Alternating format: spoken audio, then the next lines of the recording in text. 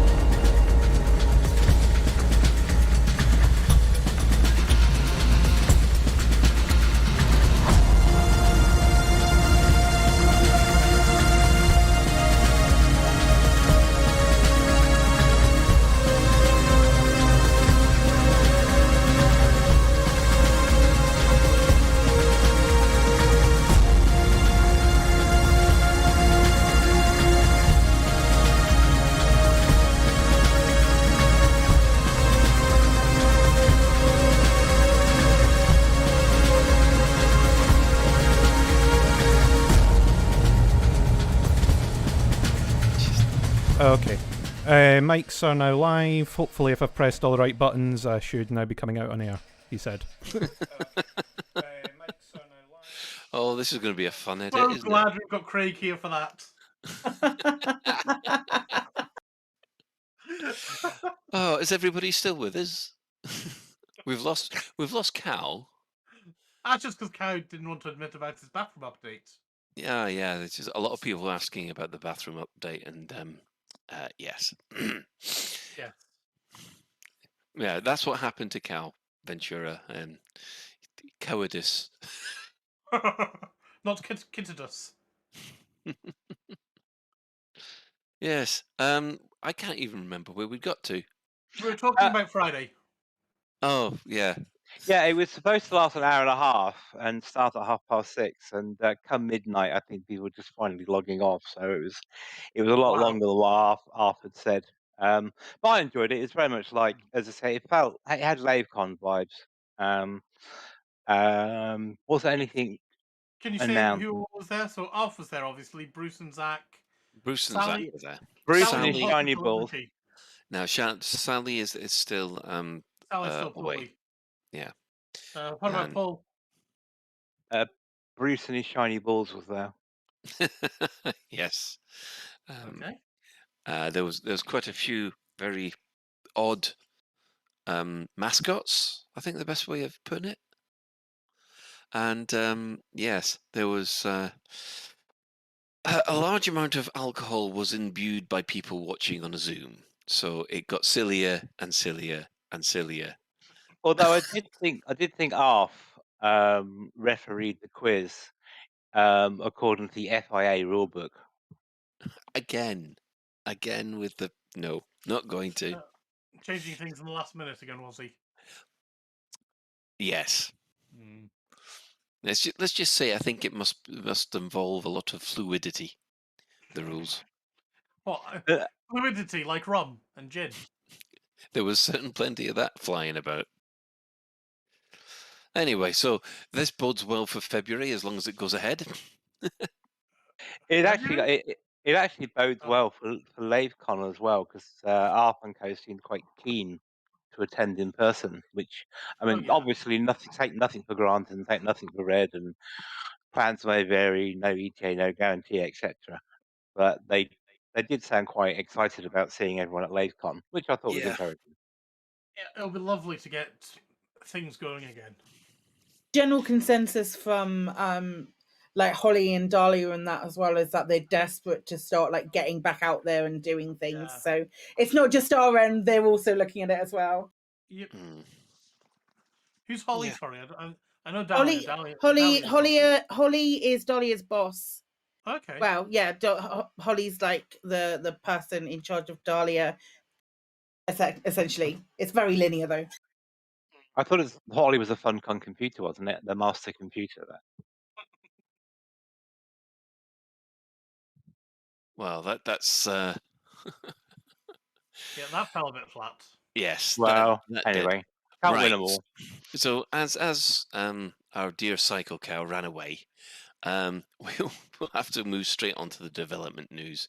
Now, what have the devs been saying this week? Well, first off, that happened was on the 16th was patch note 9.002. Now, this appeared to fix the problems that we've had with not being able to scan a lot of the fauna. So exploration is now fully available to everybody. Tick. Then they also said that the fire groups were fixed, which is true in most parts, but not completely. I think there are still people having trouble with their fire groups, and yeah, they haven't really come up with a 100% fix for that. Unfortunately, the issue about not being able to see who's friend or foe does seem to be sticking with it, and it's going to stick with us until update 10, judging by what they said on known issues which were left over for the holiday.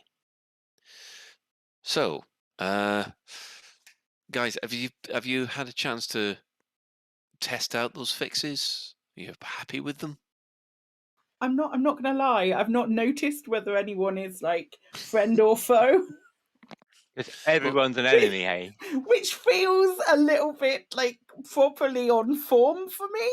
But I hadn't noticed that, but like exploration was fine today. So and I did some plant scanning, so and it seemed to work. Although I don't know if anybody else has seen this, but I got like your 3 samples and then got back into my ship, flew somewhere else. And Yeah. then when I landed somewhere else and scanned something again, when I went to scan the thing for the first time, it said that it was like destroying my previous sample, but I'd already done the whole thing. Is that common? No, that is a Oh, bug. okay, just me then. Cool. Yeah, that's a bug and report it, because I mean that has never happened to me. I've got loads of examples of it as well, so that's perfect. Yeah. Okay. Well, because what normally happens with me is that I do my 3 scan, and then you look at the it does its animation, and I get back in the SRV, and then I find the next thing, get out, walk towards the new plant, and it goes and does the same animation again, which says it's resetting the plant scanner for you because of the previous scan of 3, if you like. But I don't lose anything. It just does the animation again. You've definitely lost the data. No, I didn't lose the data. It just gave me the animation that it was like removing it every time I went to scan a new item in a set of 3. Because when I went and sold my data at the end of the stream, I had all of the new things. Right. Okay. Yeah. Well, in that case, I've been seeing the same thing. Okay, I know cool. I'm not losing anything. I just know that he's resetting. It's kind of been stuck in this loop. So basically, I'm going to report it as a stuck animation, but it doesn't get in the way of anything. Thankfully. Yeah, I haven't noticed the friend or foe problem yet either. But then again, in my Odyssey account, I haven't really gone after any combat as opposed to my Horizons account, so I'm okay there. So Thursday was the last stream of the from Frontier this year, and of course, what they had there was actually quite exciting if you have a fleet carrier. They had a interior review while having an interview with Darren Hall, who's the senior game designer. And Shan, do you want to jump in there? I saw the stream and it was very interesting with the fleet carrier stuff. But I know since in the show notes we can talk about that a bit later. But I was a little bit sad we didn't have the 24 hours fun and games silly stream again this year. I kind of really missed those. I don't know if anyone else did. Well, normally they save that now for Game Blast, don't they? When when Special Effect are doing this big charity day. That's when they do. They seem to have moved it to there.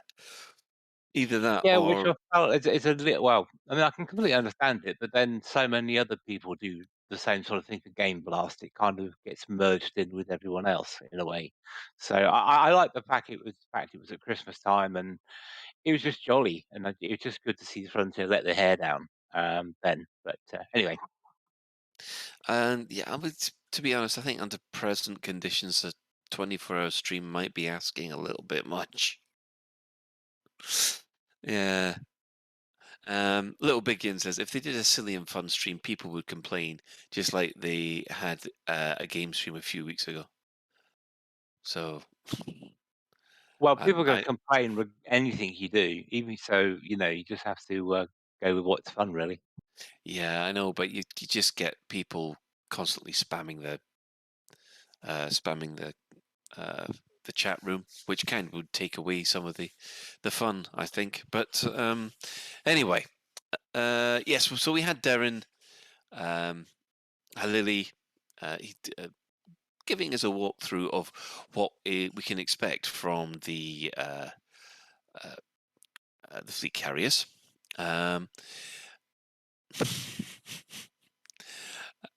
And yes, well, first impressions of the fleet carrier interiors for me was, well, it looks nice. I know it's they're reusing a lot of assets, but in I thought an ingenious way. You can buy extra services. We've got Pioneer Supplies, which you're able to change the markup of various goods. Some Pioneer Supplies can stock illegal items if you want. The bar works differently. It works more like the commodities market, and you can set up a supply and demand. Vista Genomics works pretty much similar to the Concourse. For the carry owner, it's similar to cartography data. And then we have the shipyard, which is exactly the same as it is on foot. And then we come to the jump room, where you can sit down. Sean? Well, I was just going to go through. Did they give any figures to how much these extra services are going to cost in maintenance? Did they mention that at all? I can't remember. None whatsoever. So it's not going to cost maintenance, or they didn't mention it? They didn't mention it. Okay. Little bit sad people get moved to the jump sequence, because it would have been ideal if they laid down with a towel under their head, and then when the jump finished, the towel was then on their feet. There, let's see. Extra points to people who can get the reference. Psychic. The bar, that wasn't quite a commodities market though, was it? It wasn't just like trading commodities, wasn't it? Trading engineering items. It was. I was actually going to bring this up because it seems like you're going to be able to trade mats there, which is the first time you'll ever be able to effectively trade mats. Players have never been able to trade mats before. You couldn't even eject them and have someone else scoop them. So can you, as a carrier owner, I don't know, give the barman a tab of, I don't know, 1 billion credits, and then exchange credits for the engineering items? Or do you have to stock the bar with your own engineering items and hope people want what you've got and swap it for cat pictures or whatever it's called? I am under the impression that it's a mat for mat exchange. So basically you have a bunch of mats and you set whatever the unit price is. So basically, And did they confirm that though? Did they confirm that it was mat for mat, or is that just your interpretation? That was my interpretation. And looking at the mechanics of what's already there, that seems the most logical solution. And do they have to be Odyssey mats? So if I've got, I don't know, chemical manipulators, can I put chemical manipulators in the bar and swap them for Odyssey materials? Well, actually, that is one thing they never confirmed. They did say that mats could be done, but we didn't say whether or not standard, Horizons engineering mats could be done, or whether or not it was just Odyssey engineering mats. I'm hoping it's both. It would be interesting if it was both, because some of the Horizons mats are relatively easy to find and to get if you Mm-hmm. know what you're doing, where other ones are so easy they're almost worthless. So it'd be interesting to see how that works. Yeah. And the Niggles has asked a question: does that mean we'll get extra material storage on the carrier, or will it be stored in the same place currently? So, in other words, can you store the mats in the bar if you run out of space for, I don't know, iron, for example? Again, we've got no idea. They did say that the bartender is the place that you handle the mats and you handle the commodities. So that's all they went into. As Little Biggian saying in the chat room, the stream itself was actually pretty much a walk around with touching on each of the features, but they didn't actually do a deep dive in all of them. So basically, we got an idea of what's coming, but again, not really deep enough for So me it's to answer your question. so it's like a school tour of a museum. This is the dinosaur. This is the panther, or whatever it is. It wasn't like, Yes. oh, y-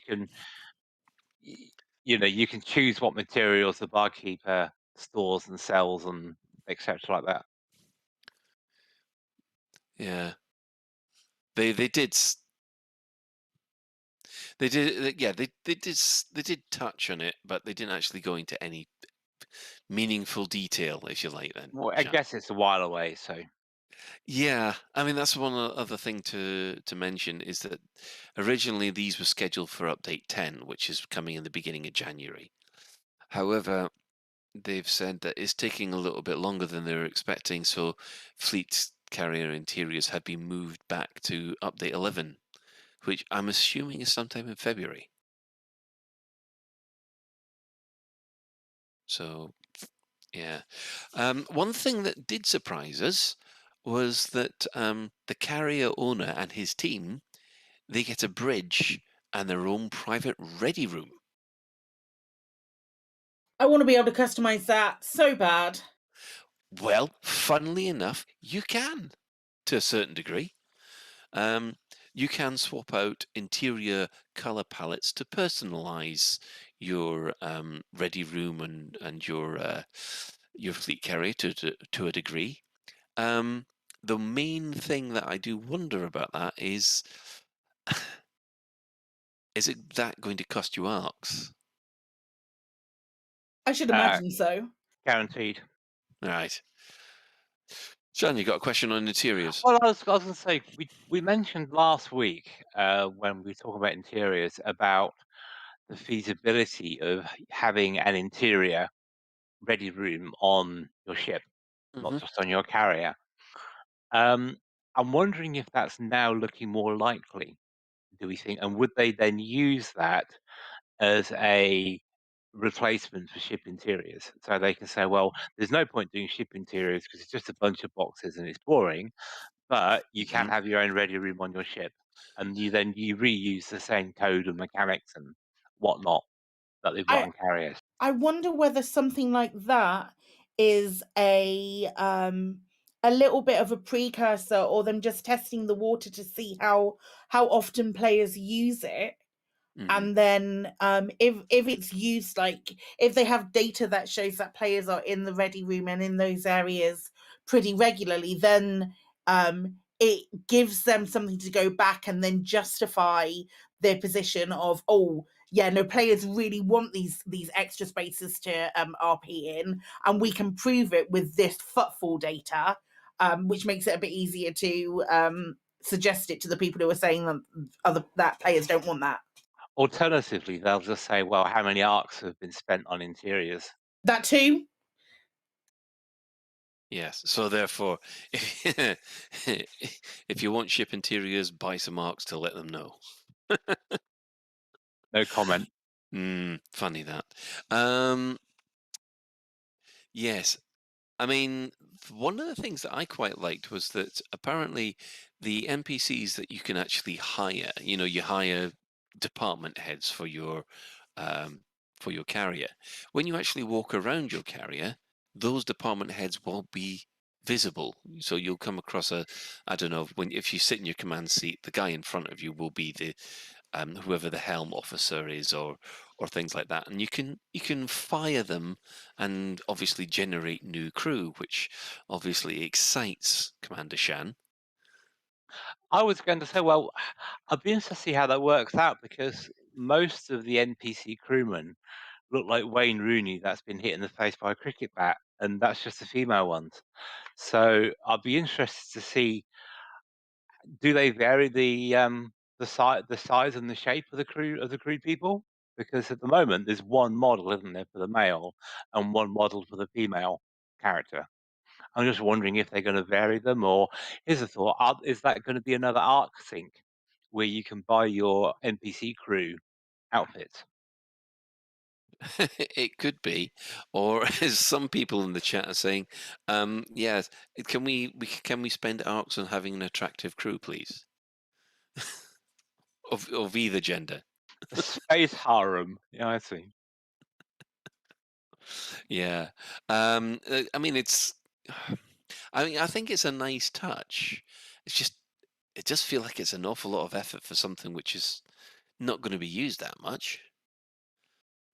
Oh, and if anybody is wondering, when you were walking around, you did see the same escape pods that you saw in the mega ships. I did notice those as you were walking around. It's a shame we can't invite Etty and Dawn on our carriers and have him browse the crew. Browse the crew. Oh no, that just sounds so wrong. What do you mean it sounds so wrong? It is so wrong. Ben, have you got any thoughts on what you saw with the fleet carrier interiors? I think he's asleep. No, he's not, because he's definitely just written in chat slave Leia outfit for our crew members. Yeah, he's hoping so. He's gone to sleep. I did right. I was away. I had to go and deal with phone calls. Oh, did you? Yes, I do apologise. It's all right. I told the wife to bugger off, and I'm doing a show. Wow. No, I didn't quite do that. I did, but I did wrap it up quickly. Oh dear. And we do apologise. Not in slave layer outfits either. No. Sorry, what were you asking me, Colin? I just wanted to know what your general impressions was of the guided tour of the fleet carrier interiors. I was glad to see that it was clean and that we didn't have rubbish floating everywhere.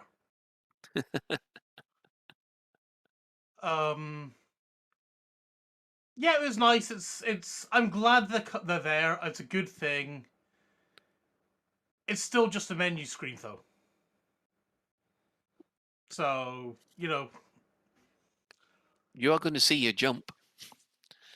Your fleet carrier jump that you wanted to see so badly. Watch on YouTube. Yeah, I will agree there that watching that fleet carrier jump the first couple of times is going to be fun. Do you think it will encourage people to buy a carrier? If the material trading is what it is, potentially. But then you can just jump onto any of the bajillion carriers that are sitting around every other station. Depends if they've got what you're after. One of them probably will. I must admit, having seen the internals, so to speak, I now want a fleet carrier. I never wanted a fleet carrier before, and I'm now looking at it thinking, right, what do I need to do? I've got just over 1 billion. I need another 6. Yeah. Why don't you come and stay on mine for a while, Colin? Because basically, I don't want to be sold to Etty and Dawn. I wouldn't sell you to Etty and Dawn. No, you just give me to Etty and Dawn, which is even worse. Not even worth a price. You'll be sale on return. It's not going to make me want to buy a fleet carrier, but for those who have them and who use them, I think they're a very good thing. Mm. It was a feature that should have been there from the beginning, and I'm glad it's there now. Yeah. Yeah. I think if we hopefully view this as the start of something rather than there you go, be happy with it, bye. I think it's a good thing. If it's just something to placate people, I'm less keen on it. I would like it to be the start of something, personally. I don't think it's something to placate people. I think this was part of the plan. Mm. I think this was part of the plan because with the amount of effort that it would have taken to put this in, is phenomenal. It's it's up there with actually putting the concourse in the station itself. It's not a small job. It's not something they can say, oh, they're not happy with ship interiors in May and just have this ready now. This would have had been worked on long before the alpha was ready. Psychic. Would it? It's been out since May. I think it would. This particular piece of code would probably have taken a lot longer than just that. Psychic. Have you glitched inside one yet? I haven't glitched inside one. No. It's really cool. They've since the first patch, they've Uh-huh. added even more lighting. So the first patch, when they actually appeared within stations, I watched Crispy go around his, and it was really, really dark going Mhm. around it. But when I've managed to glitch inside mine a couple of days back, it was really well lit, with the exception of Pioneer Supplies, I believe. But Yeah. everything else was just looks really, really nice, and I'm excited to be able to customize it with spending money. Yeah. I mean, Commander Jig from Loose Screws has turned up in the chat. Hi, Jig. He's essentially saying it's player housing for Elite Dangerous, Hmm. and I'm dead on it for that. I think that's fantastic. I must admit, it's one of these things which has worked for me because it's one of the things I've not wanted a fleet carrier before. Now that I've seen this, I do want one, and I'm now really regretting missing out on getting one in the days of the rush. Come and visit my carrier, Colin, and I'll show you around. They were discounted the other week as well, Cole. Bad times, bad I times. know. Yeah, but you still got the upkeep and everything like that for them. Yeah, that's why I said I need 7 billion, not 5 billion. One thing I think I wouldn't like to see a ready room in at least in the smaller ships. But if I could if it's like the opening of, say, giving us a bunk room Hmm. for, if you've got two people in a sidewinder, give us like a wee room and two bunks or something like that. And that would be at least the start of things. And then you could maybe work up so that on an Anaconda you do have like a captain's room, a wee bunk room for the crew, and a ready room or something. Yeah, there's only oh, don't worry, Shan. I'll come back to you in a second. But there's only one problem with actual ship interiors is that there's a difference between the ship interior and the megaship, where it's pretty much non-combat. It's a static environment. It's stuck in the one place, as opposed to a proper ship interior, where it's got to track all the various bits as your ship flies about, so that if you've got a crew, it's got to track where that other crewman is, who might not be in the other co-pilot seat, and if something happens to the ship while you're flying about, it's got to then also work out what happens to that other crewman, or your teammate rather. And judging by the engine at the moment, I don't think it would be able to handle that. And certainly, and we'll come on to this at a later point, I don't think the consoles will be able to handle it either. Shan. Yeah, interesting. I'm just thinking, how is that different from you looking at the galactic map while you're flying around or fuel scooping? But anyway, quick question then for Colin and perhaps for everyone is, what sort of cabin would you expect to see on what ship? So for me personally, I sort of imagine this very Apple Store palatial kind of thing in the Gutamaya ships, and maybe something that resembles scruffy student flat In the in the Lakons. in the Lakons, yeah, because Lakons are rubbish. So The Lakons certainly have the feel of Red Dwarf about them. So you're pretty much expecting to have a Lister and Rimmer kind of yeah, bunk bed setup. and the core dynamics stuff, that would be like the inside of the Galactica, wouldn't it? It would be the very functional. Yeah, I mean, it's one thing for us to speculate on at the moment, but we know that it's not coming anytime soon, and I think they've got more important things they need to get out of the way before they start putting in ready rooms and bunk beds into ships. Unfortunately. Well, whoever the commander was who was talking about an all-female crew, I think they disagree about the importance of bunk beds. Yeah. Okay. Fair enough then. Yeah. So, I mean, that's it for really the last stream. There were two other things that they touched on, one of which we'll talk about later. But the other thing was, of course, update 10. Now that's going to be focusing on optimization and bug fixes. I just quickly want to ask the rest of the crew how. I know that Shan's performance is absolutely fine. Psychic Ben, how is your performance holding up with update 9? Okay, I'm in space at the moment. I'm going down to a icy world because it's Christmas. I'm currently at 60 FPS. I was about I'm basically rocking 60 FPS at the moment, easy, and I'm probably only on 60 because that's the frame rate of my monitor. Right. I mean, what detail have you got it on? High, mid, low? 4K high. 4K high. Right, fair enough. I How did much graphics notice card have you got? a nice one. I did notice I'm dealing better at 4K than I was at say 2K or something like that. So I'm dealing better at a native resolution. Right, I see. Psychic, how are you finding the performance then?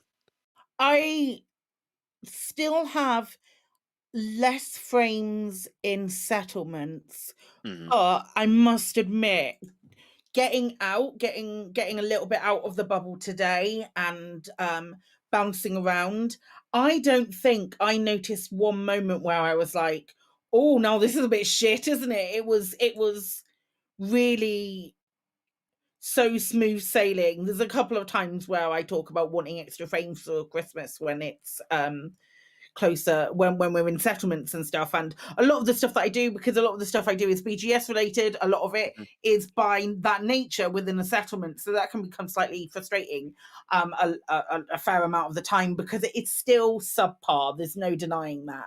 However, when I think back to how it looked when I first logged on, the improvements are leaps and bounds. And I honestly feel like now, had they released Odyssey now, there would still have been some complaints, but I don't think there would have been anywhere near as much of a majestic clusterfuck that did happen. Yeah, I said that about update 8 actually. That was my this is how it should be. That's when I said this is what the state it should have been when it was released. But as far as myself was concerned, as I've got a graphics card and PC which is a lot older than yours, I'm doing okay on mid detail at all the way through. It's now completely playable. I don't get a slowdown anywhere. But I will agree with Mac Winston that if you've got a PC which is below the recommended specs, you can forget about VR. I played Horizons VR on Monday night, absolutely loved it. Flipped through to Odyssey, no chance of working. And basically, it's the first time I felt motion sickness in VR ever, because the frame rate was that bad. So yeah, I must admit, vast improvements there. So I think what we'll do is we will move on to the in-game events or what has been happening this week. Well, quite a lot by the looks of things. And on the 15th of December, the Triumph of Salvation was announced over Galnet. Obviously, Salvation has been quite successful in purging 3 systems worth of Thargoids. The downside of this is that although he's purged 3, there's still 22 systems now under Thargoid attack. And yeah. Shan? I don't trust Salvation at all. I tend to agree. It's yeah. I mean, Salvation for whom? Salvation for Guardian AI? Maybe, or it's certainly. It seemed weird because further on he went on to announce that he's not going to be able to fire off the weapon again until next year. Surprisingly enough. Yeah, he's on the booze. His Christmas party's going to last him that long. No, there was no party. There's Oh, no sorry, party. they're It's a work working. meeting. It's a work meeting. We should Yes, cheese and wine. Oh my god, I love you guys. Yeah, oh, that's what it is. He's managed to work out how to power Guardian weapons using Lave and brandy. That's why they are using it. well, maybe he's put Lavian brandy in everyone, and we're just imagining. We're just imagining that all the Thargoids died. Yeah. The NMLA megaship on the 16th of December has been renamed. The Steel Majesty has been renamed to the Fairfax Vision after all the death of Theta 7 and so on. Also on the 16th of December, a gift from a thief was announced. Now, these seem to be clues that are being left around by the winking cat. And if you are able to decode these items, then there are some nice juicy goodies for you to scoop up. I don't know how long this kind of mini event is running for. I do. Oh, excellent, Psychic. How long do you First one, 2 weeks from the 16th to the Thursday after Christmas. Excellent. And then the next one, so the next 3 gifts are running from this Thursday until the 2 weeks, 2 weeks time. It's a 2-week gap. So like the first Thursday in January. Right. Okay, so we've basically got until a week on Thursday to go around and collect all these items. Yeah. Right, excellent, because I keep on missing them. Do we know what the reward is? Yeah. Yeah, we do. For the first 3, we know what they are. And we're not going to spoil them here because they're fun. I don't care about fun. I just want them. Do they make things blow up? Oh no, but one does explode. Yeah, that's not what I said. That's not what I meant. Effectively, 2 explode if you crash it into the ground hard enough. Right, on the 17th of December, the first clue was given, -5-70. On the 18th of December, the next clue was given, -9-118. And the 19th, there was -76-118 yet again. So make of that what you will. Go work it out. Or if you're lazy, just go and look up in the forums because someone's posted it somewhere. No, the dashes have to stay in. No, there's not a dash at the beginning of 5. Oh, not that one. Not that one. The rest of them have dashes. Oh, right. Okay. Fair enough. Obviously, on the 20th of December, Theta 7's identity was finally revealed. A John Tyburn apparently got very disillusioned, got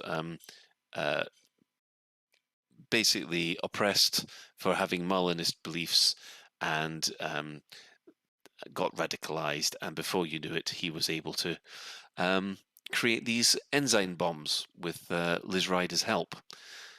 Shan? If you breathe in deeply and inhale the aroma, you can pick up the faintest smell of Patsy Oh, Patsy. Go on. What gives you the sense of Patsy? The scent of Patsy, rather. Well, because it's a convenient suspect and he's dead, and if you watch these sort of espionage films or whatever, there's always a guy who's a perfect fit, and they go, "Oh, we've found him now," and the real villain is running away cackling. Always happens. What you mean, like Kaiser Sose? He Can't limped. remember. Yeah, Psychic. What was your Theta 7 response? My like, it felt to me like it was a final like nail in the coffin at the end of that story. Honestly, or it's either one where they're going to leave it now for a very, very long time, a bit like the length of time it's been between these more recent Winking Cap episodes and the last one, because I think there's like a big 2-year gap in between them. Um, it to me it felt like it was a direct reaction to the amount of times that on these CGs the community has sided against the NMLA consistently every time, and the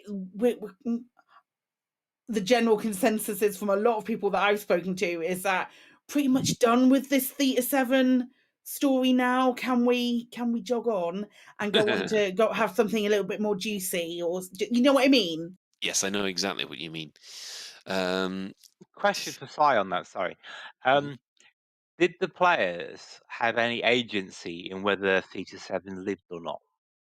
No. What do you mean? Well, the agency would have been that they would have had to have won the previous CG, but people have had enough.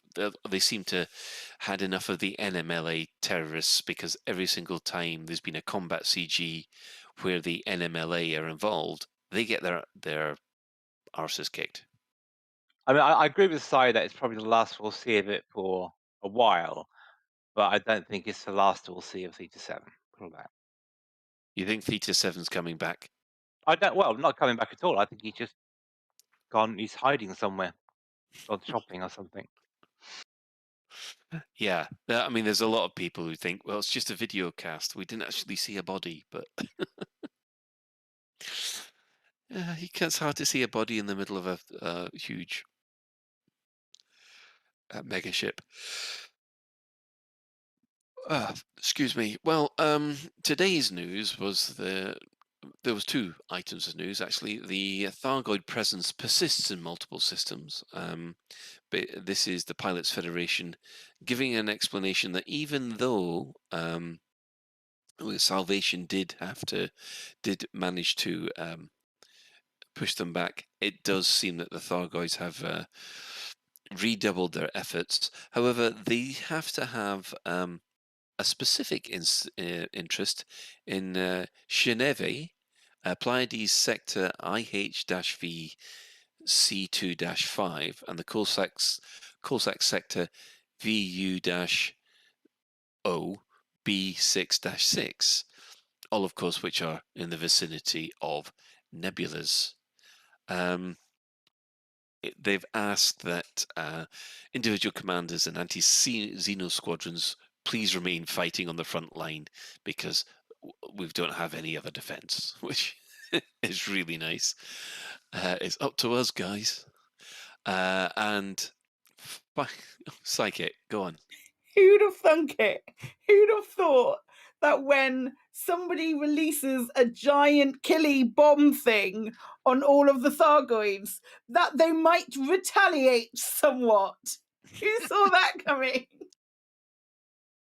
I have no idea. Because one thing that I failed to mention on the 17th of December, there seems to be a lot of Salvation is now recruiting naval crews. There seems to be crews from the Alliance, Federation, and Empire all defecting and joining basically the megaships which are connected with Salvation, and saying that they are working for him now because he's the only one that fights against the Thargoids. Shan, you have an evil theory. Well, yes, I was just thinking of why they've been needing naval crews and the gap between firing of Salvation's weapon is what if he's somehow, and this is me playing way too many fantasy games, but what if he's channeling the life force of the Oh crew no. into this weapon, and that's why it's so powerful. He's basically leeching people's life force away, draining them to. Nah. No. I think that's a bit far fetched. And I think if Well, you Human want they say, battery. yeah, human batteries, and quite topical. But I mean, what's the thing? Any technology can be seen as magic to if you're. if it's advanced enough, yes. Thank you, Arthur C. Clarke. Oh yes, and Galnet has also apologised for the aforementioned dash number messages, even though the first one didn't have a dash. So, Galnet formally apologises to all commanders for this unprecedented disruption of our regular service. We have no explanation at how these illicit transmissions were inserted into our regular feeds. Our technical teams are currently investigating, and we are confident that this situation will not reoccur. They're gonna be super pissed when it happens again over Christmas. Yes. Yeah. Did you hear that, Witherspoon? You're gonna get fired. Oh, what did the Arth call Weatherspoon on the Oh, I was too far gone by that point. I mean, I'd won a prize and I can't even remember what I won. Honestly, I won a prize on one of these spinny things, and I can't remember what it is. I'm having to email Frontier right now, trying to say, I think I won a prize on Friday night. However, I can't remember what it was, but I did win, honest. That's my mistake for trying to match Arf drink for drink. Let's just say he knows how he can handle his rum. See, I think he actually had an empty bottle under his desk, and he would just like he wouldn't actually show it to the one he'd drunk. He'd just pull the empty bottle out each time. Don't you dare tell him he's won an adder skin. That's just cruel. Oh yes, do it, and add a ship kit as well. Oh my god, I'm an agent of chaos. Let's do it. Ooh, hiss. Hate you all. In additional news, Operation Ida's holiday haul does continue. The present target they've got at the moment is the Oracle in Delphi, the Oracle station in Delphi, which used to be the old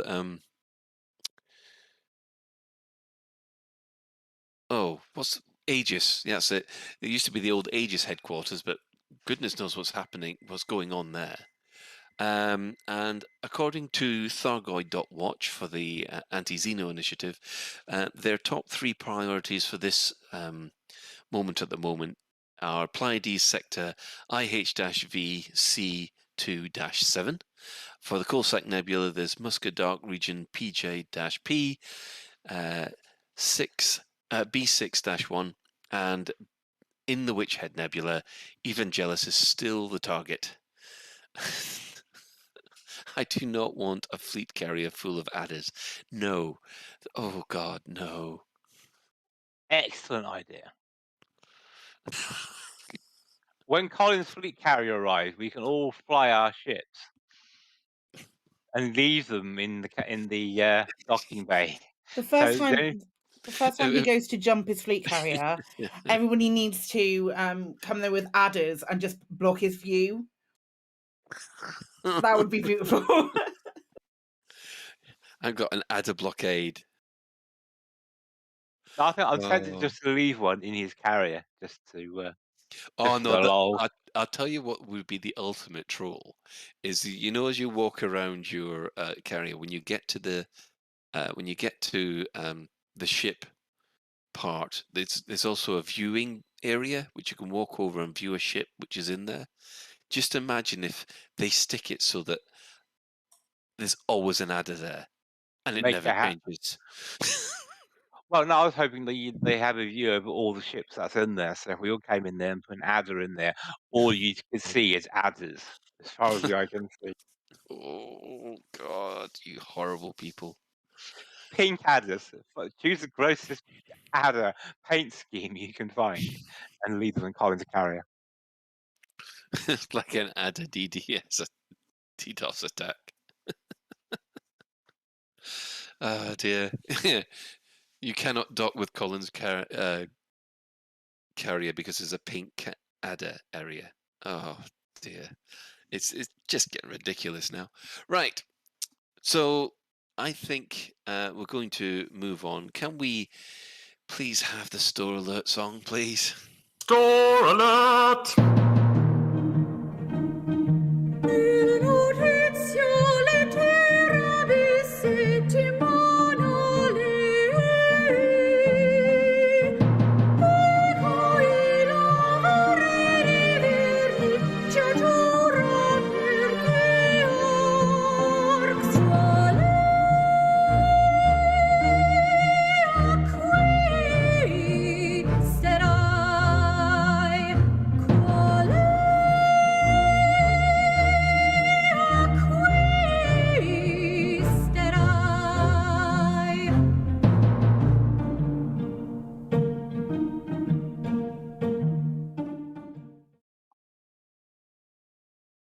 And welcome back. Well, as we seem to have now established some kind of pattern here, where if there is a vast amount of store alert stuff to talk about, we put the operatic version on.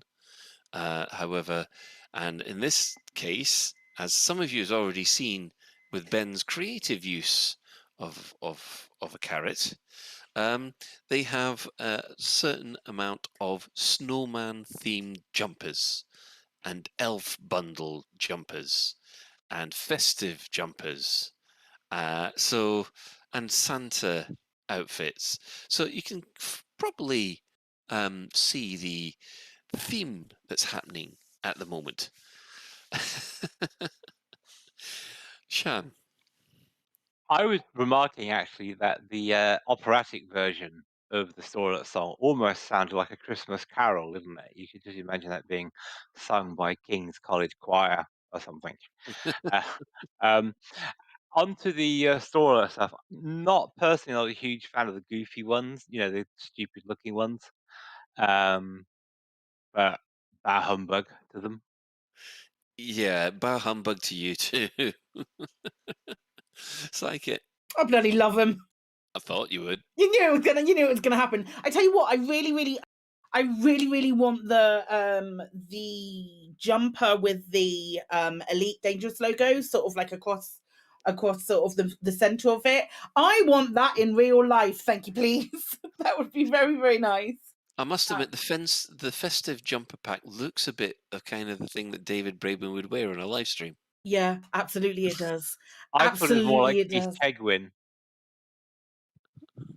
Keith Chegwin would wear something like that. Isn't he dead?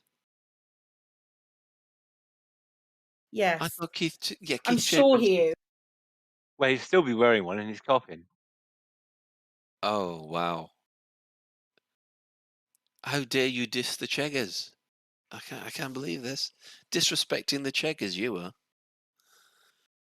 I can see how Psychic would like them though, and how other people would like them. But me, humbug. Well, I think the jumpers are so good. Those Christmassy jumpers are so good. I'd love one in real life.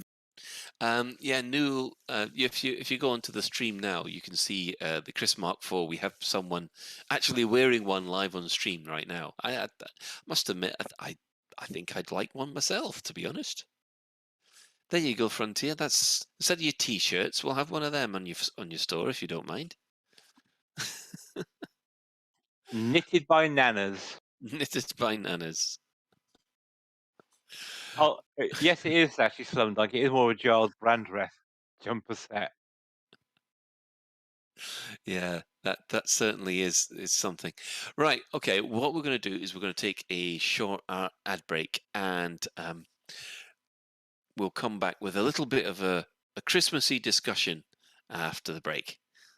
Are you thinking of suing over missold Python protection insurance? Had an accident in an airlock or slipped in a space station cargo bay and thinking of suing for compensation?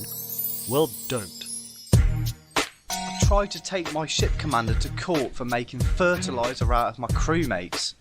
Legal fees have left me with nothing, and now I'm hungry. All the time. At Watt and Brittany, we take small print very seriously. We have a massive team of lawyers just waiting to block your case and ramp up your legal costs. I wanted a simple, no-win, no-fee arrangement. My case got blown out of the water by Watt and Brittany, and now I have to rent out my arse for hydrogen fuel. At Watt and Brittany, we have a saying, if you don't want a beating, stay out of our court. I was savaged by a wild creature whilst fixing a vending machine. Can't I claim compensation? No, you can't, because we have a massive team of lawyers and you're just someone who works for a living. Watt and Brittany. Don't even think about it.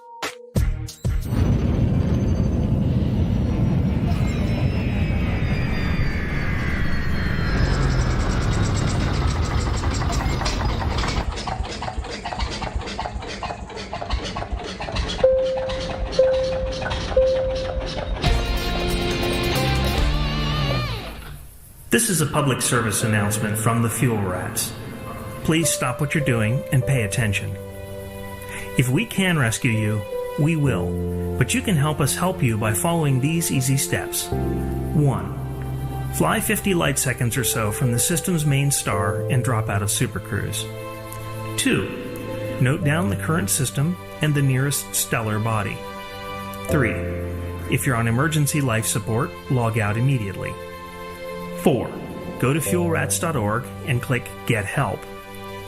5. Stay calm, hold your breath, and let our seasoned professionals do what they do best. The fuel questions?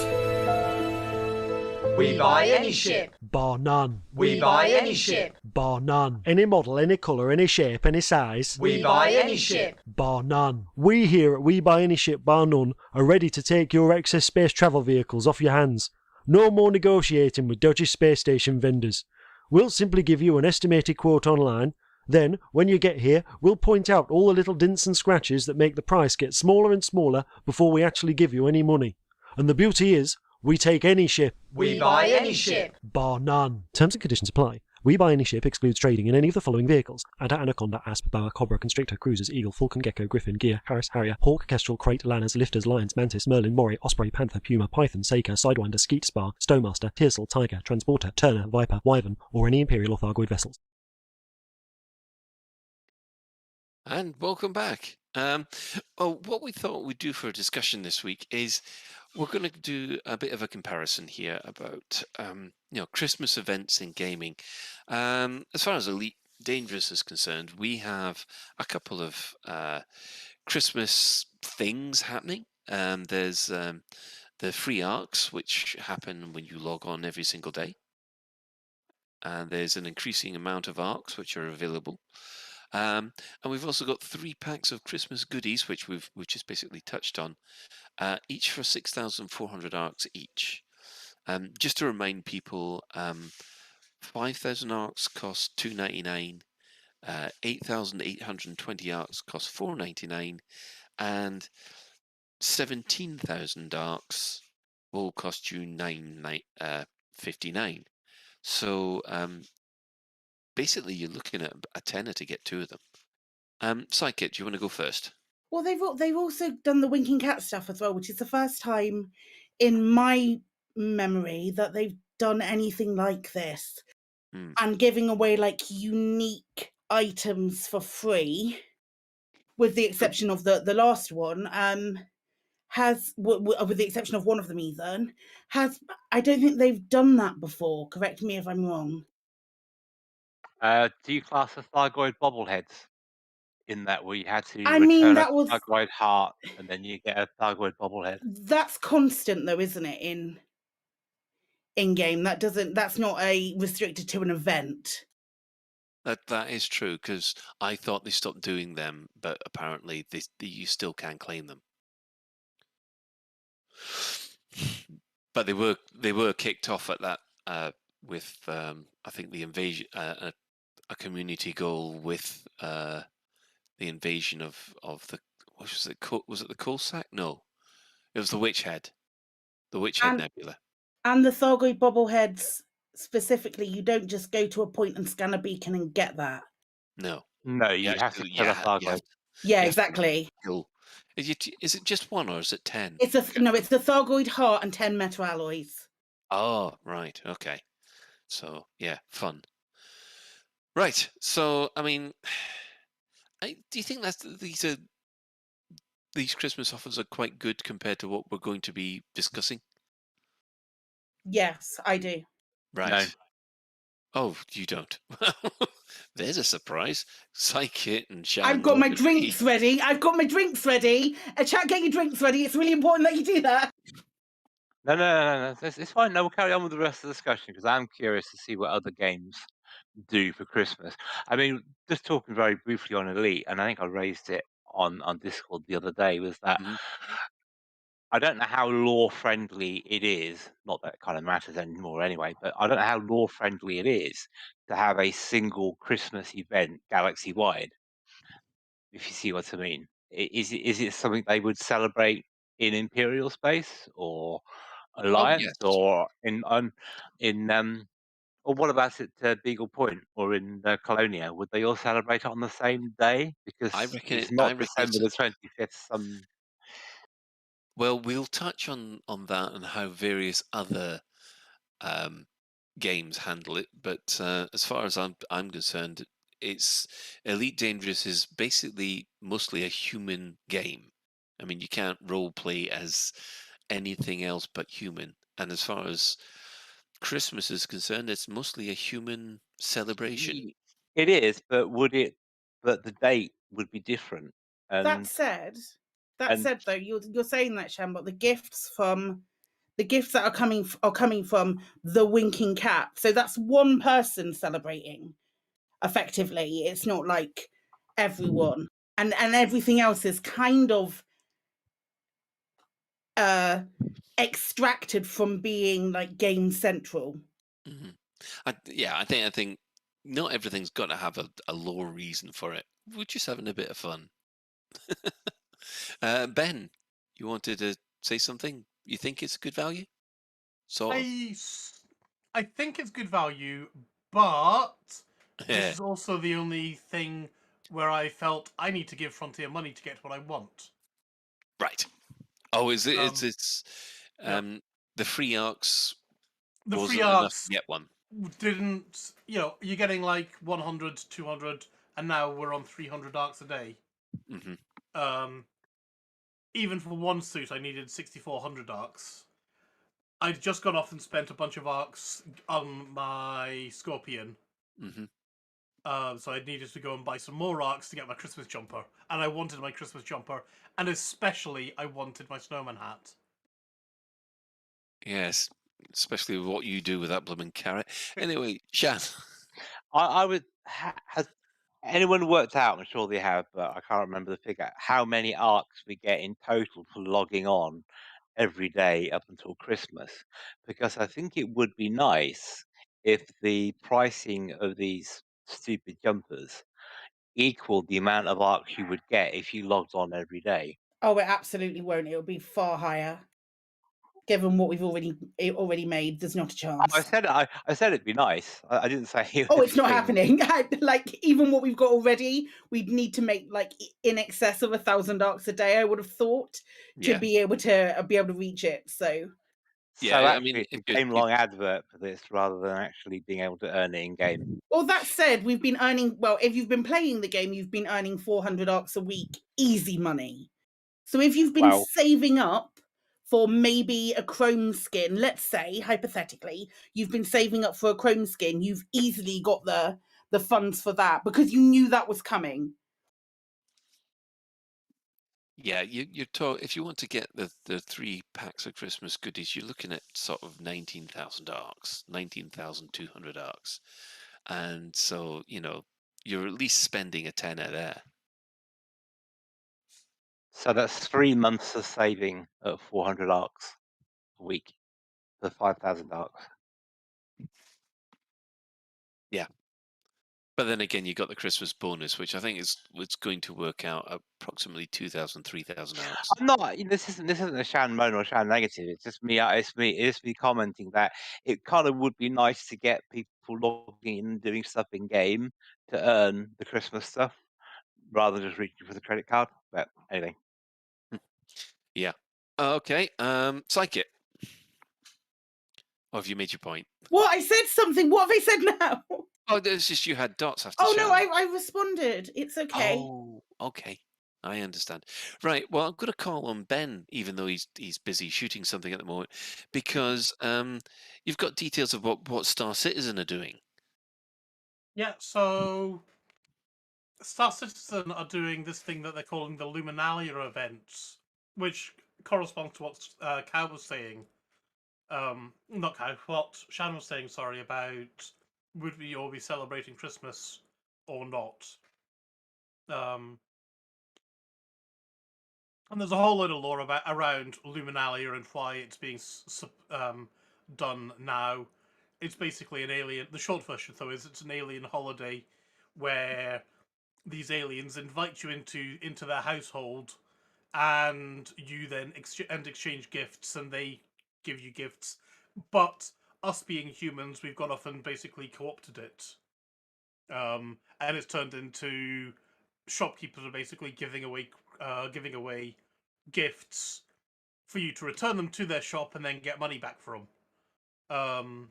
But there's also a bunch of missions and things like that, and it's all in game. So that's all encouraging you and giving you stuff to do in game, basically.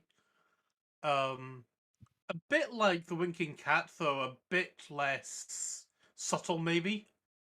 You literally just have to walk around the base and like there's presents everywhere.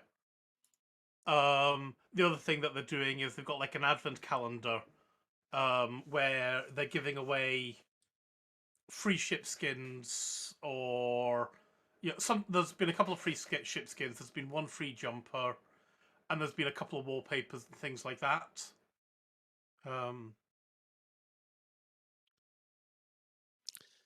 Excellent. So, but what they haven't been doing, I guess, is they haven't been having like we've got a Christmas sale on our spaceships. Yeah. So, Shan, you wanted to ask me a question? Yeah, I've got a couple. This event, when you said how it came across, I kind of like took me out of the reality of it, because the reality was, if an alien came up to me and said, "Oh, hi, Shan, do you want to come and see my space kittens?" They'd end up with a bullet in their head. Yeah, I wouldn't But just this want to is go in you. there. And secondly, so I mean, I haven't seen this at all, but would you say it's more content than what Elite has been? Has the same or the less? What do you think? What do you think? I think it's more content to do in game. I like the fact that Elite is giving you arcs, because you can then go and spend them on anything you want, or at least put them together for things you want. Whereas, I got a ship skin for a ship I don't even own, and I probably won't own. Would that encourage you to buy the ship? No, it probably wouldn't. Might encourage some people to buy the ship, but wouldn't encourage me. Oh, and one of the things we got was a knife as well. Yeah, I forgot about that. Knife. A knife. For melee combat. Oh, right. So you got it's the a knife, Christmas carving knife. Yeah, but the knife is sort of to do with the alien race who we're doing stuff with, or where we're stealing their holiday from. I was expecting you to say the knife. It's fine because the knife is red and green and it's got gold filigree, so it's definitely Christmassy. Oh, it's very non-Christmassy looking. For shame. Yeah, the Christmas presents are very Christmassy looking, and it feels a bit like you're sort of going off and collecting Christmas presents to give to Santa, sort of.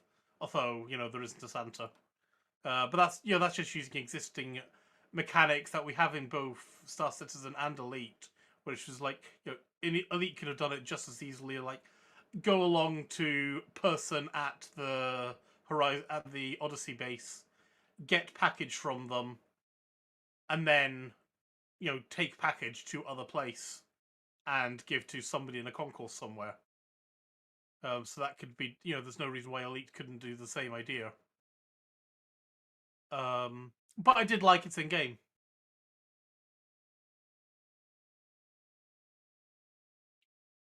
Cool. I'm sorry, we're getting people visiting us in Lave Station. Oh, Yes. hello, people visiting us on Lave Station. Yeah, we've got We're- Commander Rosencrantz Jr., who I suspect, I think that's the gentleman who showed me how to basically beat who beat the Thargoid with an adder. So he's come to gloat. Yeah, I don't know why and Miggles was just broken in here again. And we have also a Commander Mexibum. What a wonderful name there. Is that a Ben alias? No, because No, you can actually because see I'm Ben. here. He's busy. He's busy doing stuff. Multi-box? Yeah. I could be multi-boxing, but I'm not.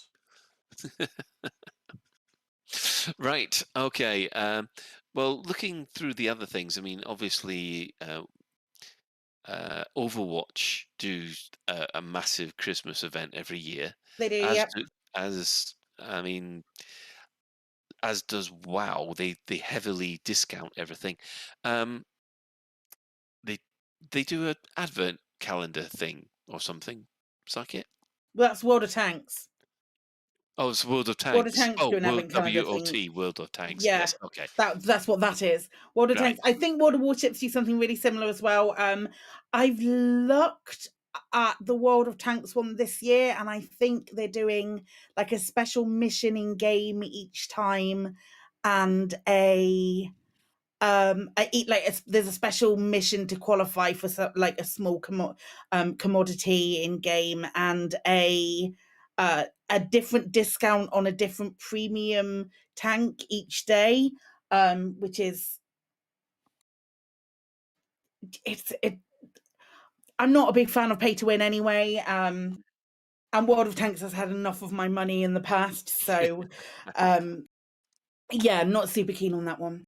Yeah, I must admit, yeah, it's pay to win games. I try and avoid. I mean, I must admit, I look at World of Tanks, I look at World of Warships, and I think, oh, I'd love to play it, and then I see what the buy-in is, and I think, oh, maybe not. I mean, personally, I'm actually avoiding anything Blizzard this year, Same.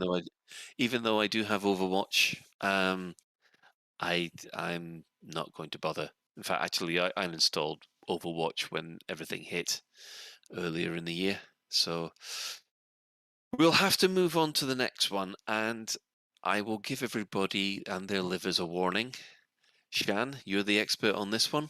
What do Guild Wars 1 and 2 do? Well, both of those games, ArenaNet goes for Christmas, or what they call in game Winter's Day, big time. There are whole quest chains on both games, and to be fair, to do all the content would probably last you all the month of December and some of January to do it all, and that's how long the event lasts. It lasts for over a month. Some examples. There are whole quest lines where you have to do things like protect the Winter's Day gifts from things that look like a cross between the Grinch and Gremlins. And later stages, you're trying to drive them back into their box.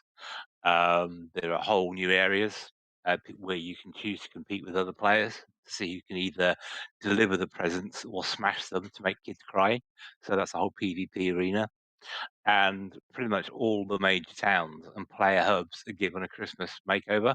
So they completely change the graphics, the assets, everything in the town is given a Christmas theme.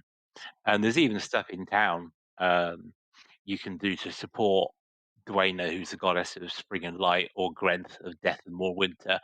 And whichever god is victorious in this particular instance depends on the gifts and stuff you get.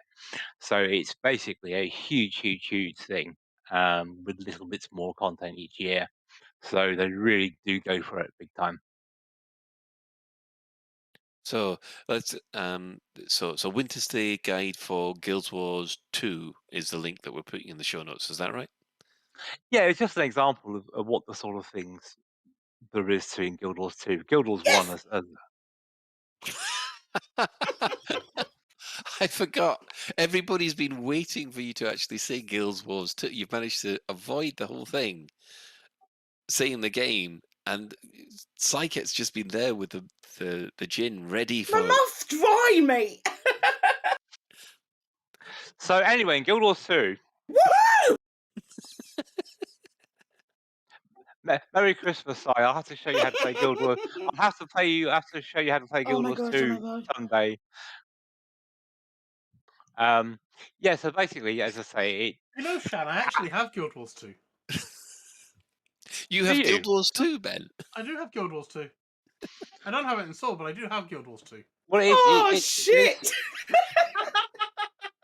it's free to download and play.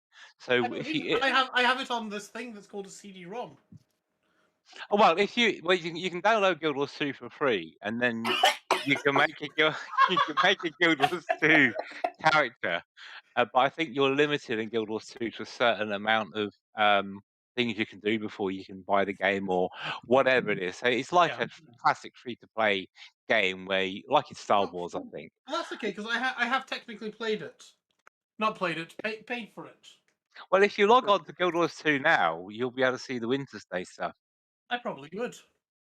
So, but put it like, as I say, out of all the MMOs and stuff I've played, the Guild Wars series puts the most effort into Guild Wars their series counts as celebration. 2 drinks. Well, Guild Wars 2 builds on what Guild Wars 1 did. In that. I like the fact that Psychic choked on Guild Wars 3. No, this won't be a Guild Wars 3 because they can expand Guild Wars 2 for as much as they like. The chat room is now worried for you, Psychic. Are you okay? I'm absolutely trolleyed, mate. No, I'm fine. Yeah. Are you as drunk as Colin was on Friday night? I don't think so. I've got so much work to do tomorrow. I can't allow myself to be. Oh, there's a challenge. So it's the Guild Wars 2 podcast from now on. I've got half a gin left, and I'm savouring it. This is going to make me seem like a complete alcoholic. I'm not. You are. I have never been so drunk. I couldn't remember if I won a prize or not, and had to be reminded by someone else. Oh dear. If we're moving away from that game, Guild Wars 2?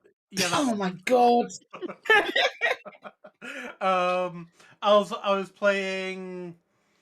Oh, what the hell? The plank game on Oculus Quest. What's it called? Someone's Plank Experience or something like that. And I was like, hang on, that's new. And there was a bell there, so I picked up the bell. I was like, okay, ring the bell. Nothing happened. Keep ringing it, and like, hey, I'm ringing a bell. And then all of a sudden, it was like, I got teleported into Santa's sleigh. So for the plank experience, instead of walking across a plank and plummeting to your death, you can also ride in a sleigh and throw presents down people's chimneys. That was a fun little Christmassy thing that they added in. Quickly, Shan, then. Well, I was going to ask. I actually just reminded something else in Guild Wars 2. There's a jumping puzzle with 3 difficulties you can do. But anyway, just the question is: do we think the effort people like ArenaNet, etc., put into the Christmas stuff is worth it, or do we think, that's just I won't bother? I'm on holiday. I'm just wondering, because they obviously put a huge amount of effort into this. I'm just wondering whether people feel as though the Christmas stuff generally in games is worth the effort, or would you rather just not bother? It's something special. Oh, go on. Sorry, Colin. It's something special, isn't it? I look forward to seeing which games that I play are doing like something special for Christmas. Just even if it's just like a little something. Like, for example, on Christmas Day in Minecraft, all of you, if you play Minecraft on Christmas Day, all of your chests are parcels. Oh, that's cute. I mean, I think that's really cool. Is that Java Edition, Windows Edition, or both? Or Bedrock Edition, I should say. That's a really good question, Ben. But yeah, they have these parcels that are really nice. Okay. I think Yeah. Java Edition, to be honest. Well, it was definitely Java Edition that I was playing, but yeah, on like unmodded Minecraft, Christmas Day, everything, your chests become Christmas presents, and now I'm beginning to think that I've imagined it, and I'm very self-conscious. No, Well- I'm sure I've played Minecraft on Christmas Day. I'm that nerd. In Guild Wars 2 this year, if you complete some quests, you get a Christmas tree in your home home. in your home. That's So cool. does that Yeah. mean But- next year, if you manage to you could buy Christmas decorations for your ready room? Oh, could you Well, imagine? Well, I was about to ask the question: is with all this in mind, do we kind of wish Frontier had done more, or do you think they'd be better off spending their time and effort and money on other things? Or and Well, if we do think they should have done more, etc., what do we think they would be? Christmas decorations Basically. around the stations. well, first of all, at the moment, I think no. Sorry. I think at the moment, with the state the game has been in so far, if they'd put anything like that in, you know what would have happened. There's already been complaints about these Christmassy arcs. No, the Christmas outfits already on the forum saying, why aren't they fixing bugs? You know, Because the they're arc- graphics artists, not not programmers. Yes, Yeah. yes. But I'm just I saying know, what the people are forums are, idiots. not my opinion. And yeah, there's a massive thread on there Yeah. going. They should have been fixing bugs, not doing Santa costumes, and you just wanted to basically Slap them. take the big hand, the big virtual slap, and just go Yeah. around everywhere. Although it would be nice if they put fairy lights around all the carryover stations around Seoul. I'd like that. That'd be cool. I would like that, yeah. Yeah. Well, it goes to a point which I think we'll be discussing quickly later because I just spotted the time. But I know. At the moment, I think that if they had done anything more than what they've done, I think the community will be going, "Why are you putting this stuff in? We want bugs fixing." And yeah, Yeah. I think anyone who complains about that on the forum should have their player character turned into a Grinch in game. yes, we definitely need a Grinch suit, don't we? To be honest, if I could buy a Bar Humbug hat and wear it while I'm walking around outside, I would. It reminds me of the Matrix Online. At Christmas and the Matrix Online, what used to happen is that the whole of Mega City, which is where the Matrix was supposed to happen, it would snow constantly, and on top of that, everybody got one of these free Santa hats. So you had these people all walking around in the sleek Matrix gear with a stupid Santa hat on top. And what was really bad was the stats for the Santa hat were fantastic. Oh, So even better. everybody would just keep on wearing them after Christmas had So you're finished. wearing your Santa hat and July.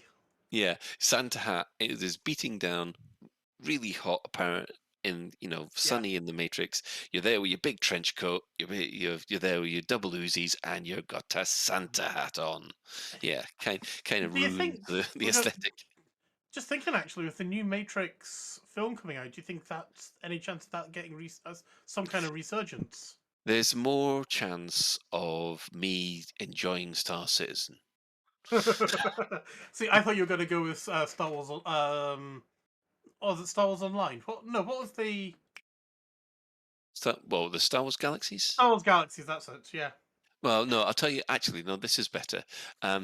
There's more chance of me enjoying Star Wars: The Old Republic Starfighter combat than there is, because that was the one game that just killed Star Wars: The Old Republic for me.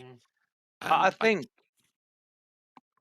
Sorry, I think in general though, Frontier don't tend to do celebrations and events. I mean, I was just thinking back again to Guild Wars 2 and especially Guild Wars 1, where for April Fools, the developers always play a trick on the players. Like the first time they did it, when you logged into a town, your character had their gender reversed and swapped.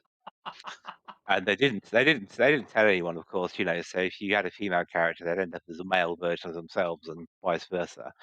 And then the subsequent year, every character that went into certain towns appeared as a stick man, the matchstick man. So there's all sorts of stuff like that they do, as well as the other in-game lore. And I don't think I'm trying to remember. I don't think people ever moaned that for not having to spend the time on the content, because it was always something. Oh, do you remember when you logged into Lion's Arch and your character was a stick man or something like that?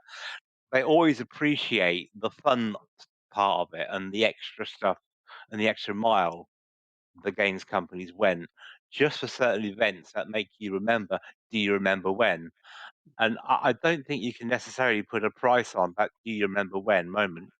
No. So, I mean, would you equate that, though, to the Halloween stuff we had a couple of years ago? Or would you call this Winking Cat stuff Christmassy? Personally, it's compared to what's in other games, it's nothing like as much as what other games do it. Can you give me a game? Can you give me a game that's an example of that? That isn't Guild Wars 2. I was going to say, are you feeling thirsty again? No. Just like another example.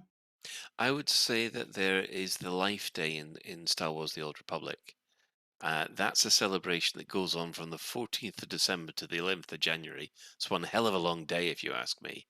And there's normally tons of stuff and events happening, but I think this time is the one time when you don't actually have a specific plot.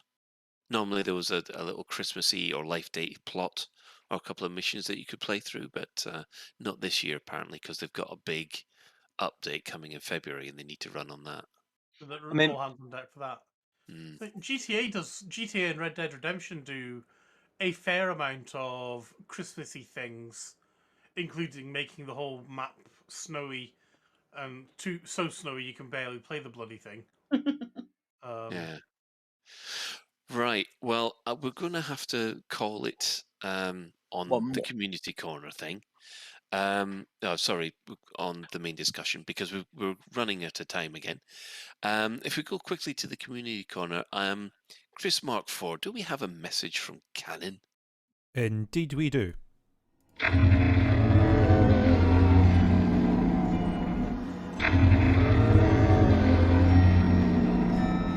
I saw Thargoids killing Santa Claus in the Pleiades Nebula last night.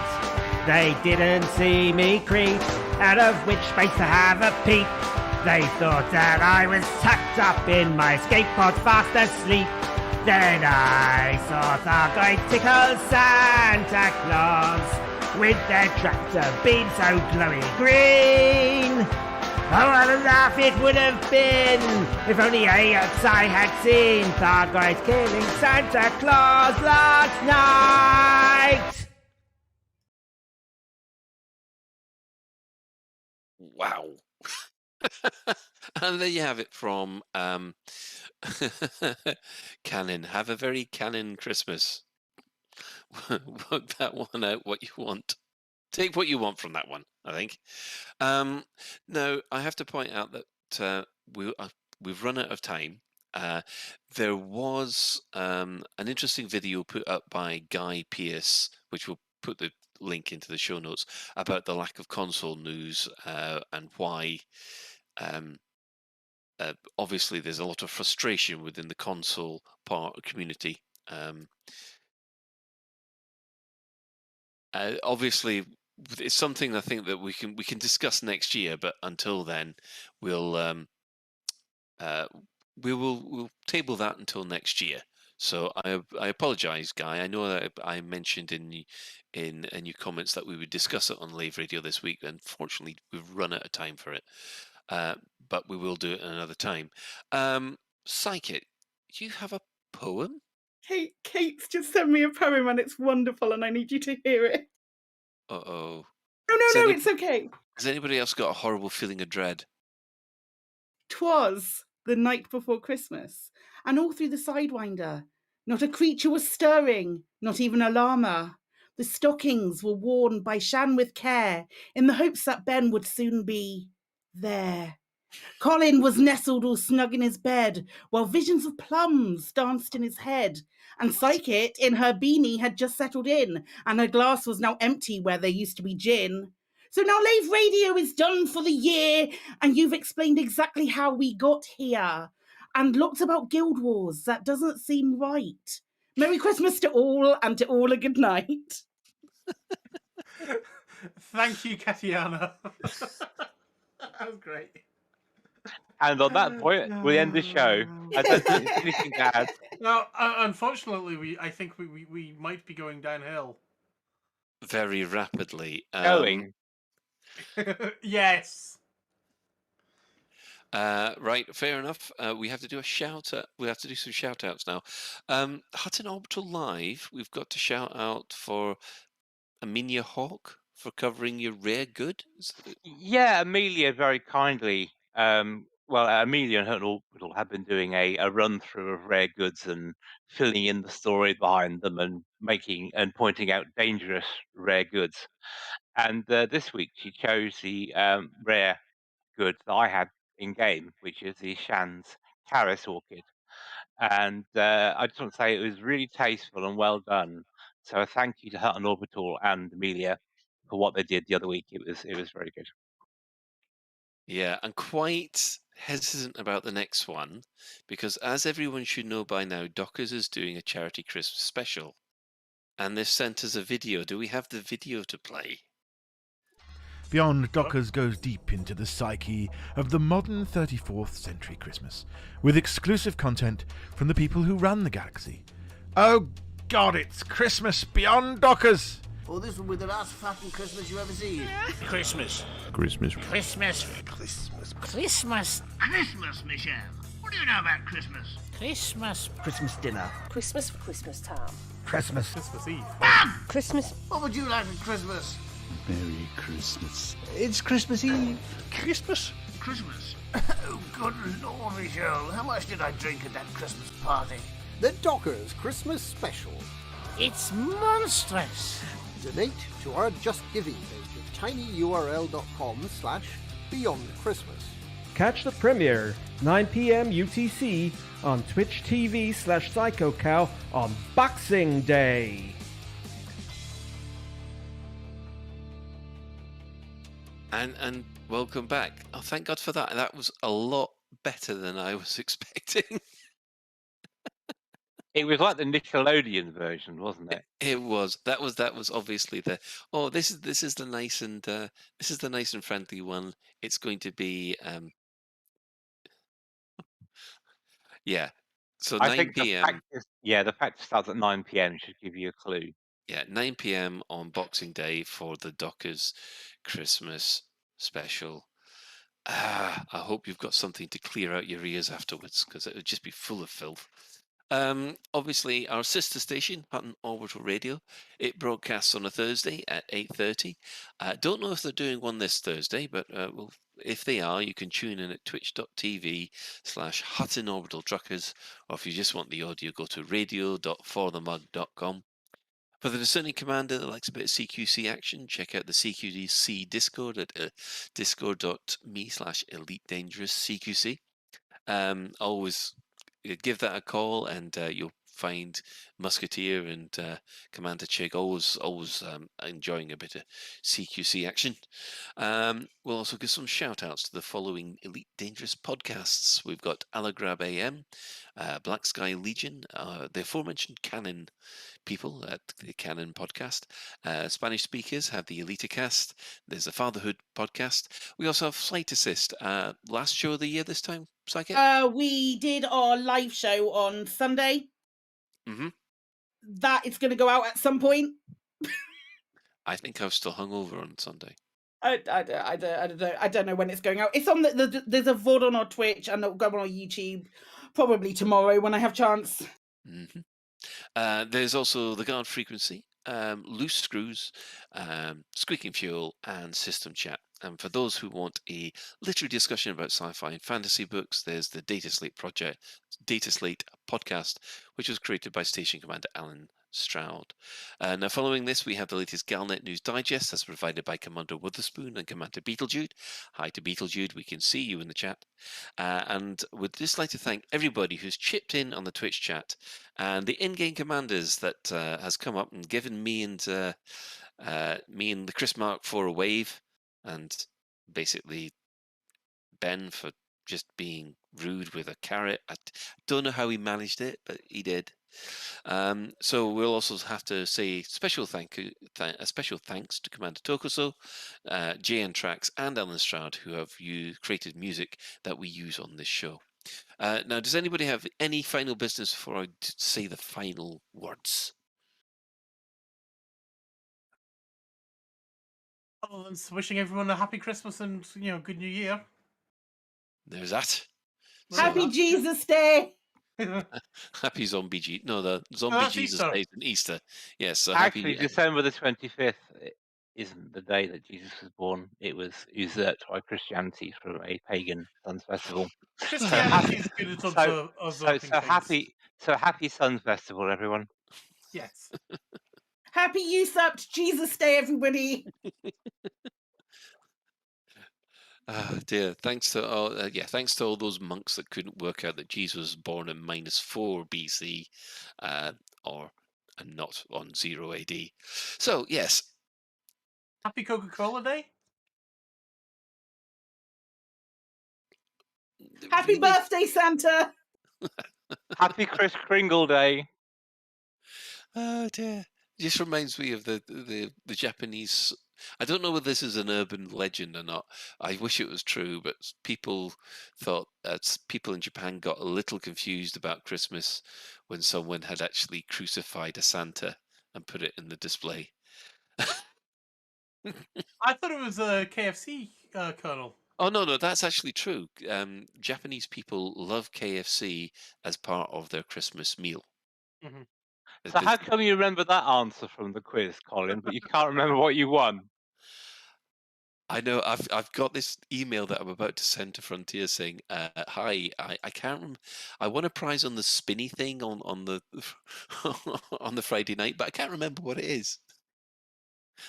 They'll probably there just go, "Oh God, that idiot has messaged us again." Right. So that's it for another episode of Lave Radio. If you'd like to get in touch with the show, you can email info@laveradio.com. Hit us up at facebook.com/laveradio. Tweet us at Lave Radio on Twitter. You can join our Discord server by going to discord.io/laveradio. We also have a TeamSpeak server where commanders come to hang out and chat, and you can find that at teamspeak.laveradio.com. Do get in touch if you have any questions or if there's anything you'd like us to discuss in a future episode. Lave Radio is recorded live on a Tuesday evening at 8:30 and streamed out at laveradio.com/live. So thanks to Shan, thanks to Psychit, and thanks to Ben for basically joining us for the whole year. It's been, as everybody knows, it's been quite an exciting year. Exciting year. Well, let's just say it's been interesting times. If we're going with the Japanese thought, Japanese proverbs. Special thanks to our today's tech specialist, which is the aforementioned Chris Mark IV, and to everybody. Just Ben, get away from me! Go away! He's at it again, and I do apologise to anybody in the stream because I can't move my commander at the moment. Thank you to Grant for showing up. So is that? Oh yeah, Grant's back. Hi, Grant. Is that a new emote or a new thing? Ben saying it's called carroting. Dear. Ben right. is giving Colin a carroting. Right. It's a Chinese saying, says Black Knight. I do apologise. Oh dear. So until next time, commanders, fly safe. And if you can't do that, fly dangerous.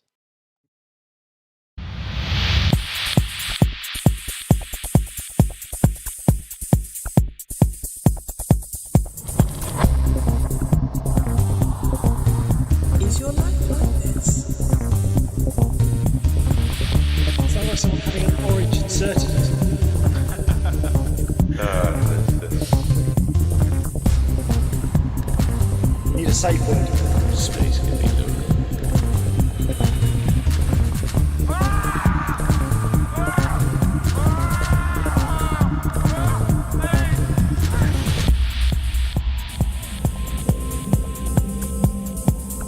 I'm gonna see the galaxy.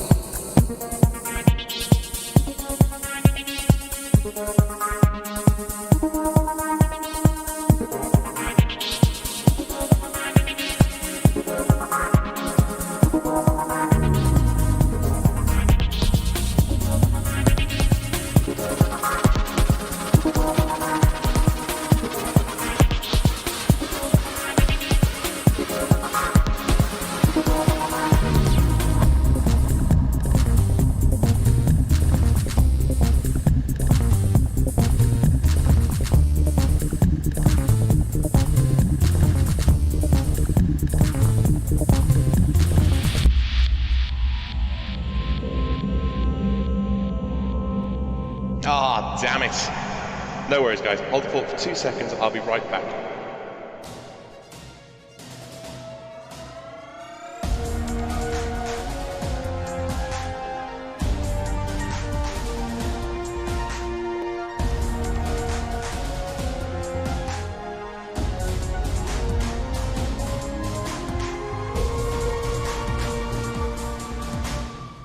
Galnet News Digest, 21st of December 3307. We read the news so you don't have to. In this week's news, don't wait for salvation.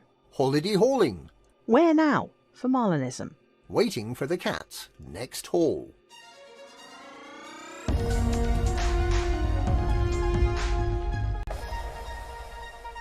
Commanders have been urged to continue the fight against Thargoids and not to rely on salvation to save us. There are currently 15 populated systems under invasion by Thargoids.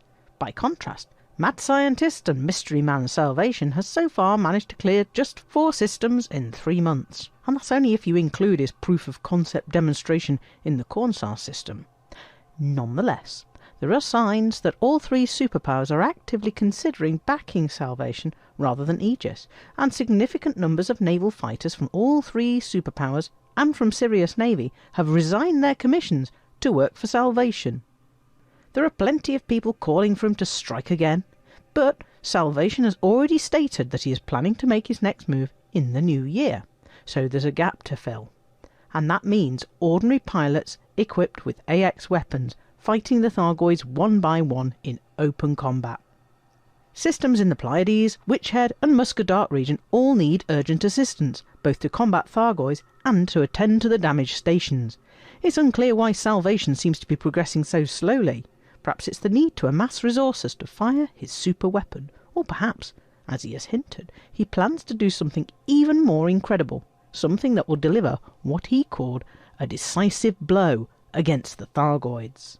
For now, the Thargoids seem, if anything, more resolute to continue their invasion.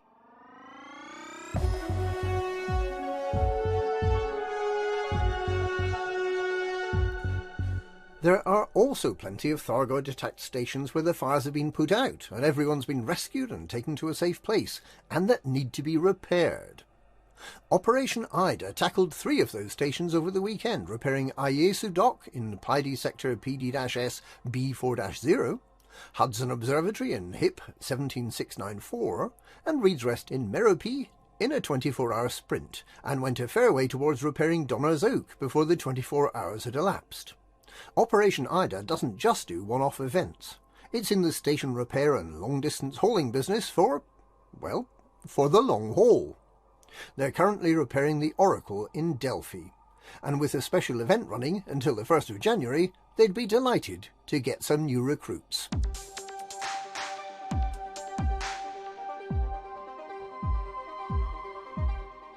The death of almost mythical bomb maker Theta 7 brings to an end a turbulent 15 months for the Empire. The violence perpetrated by the Neo-Marlinist Liberation Army provoked a response from the Empire that in turn resulted in hundreds of thousands of those who believed that the Empire should operate as a republic with elected senators being forced to leave the Empire altogether.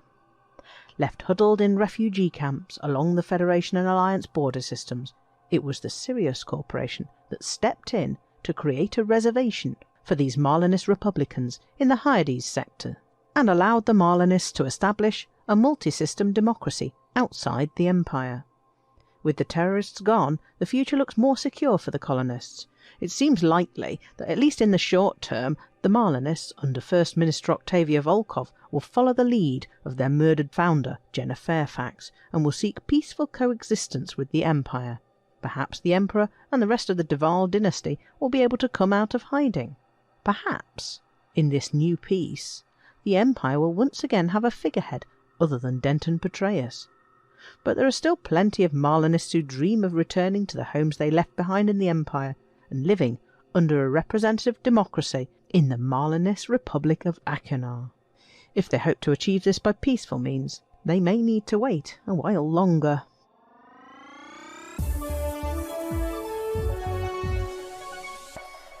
The editorial board at Galnet has issued an apology for the unauthorised poems that appeared on the Galnet newsfeed on Friday, Saturday and Sunday.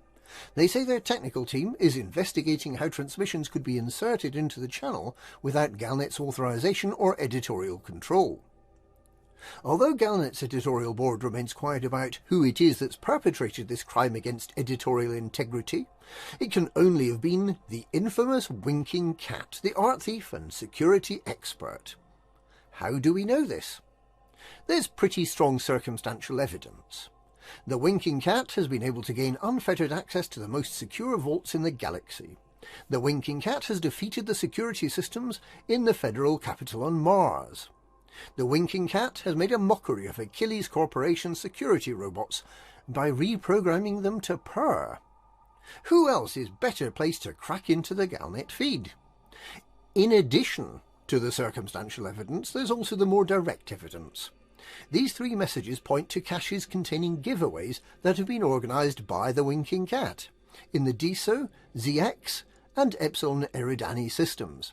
Every commander in the galaxy who visits these sites and scans the uplinks before the 30th of December will earn some very special seasonal prizes. The Winking Cat has promised that 3 more caches will pop up on Thursday, so we'll have to wait and see if Galnet's technicians are able to secure the newsfeed before the next message is due on Friday. And that's this week's Galnet News. Galnet News. We read the news so you don't have to.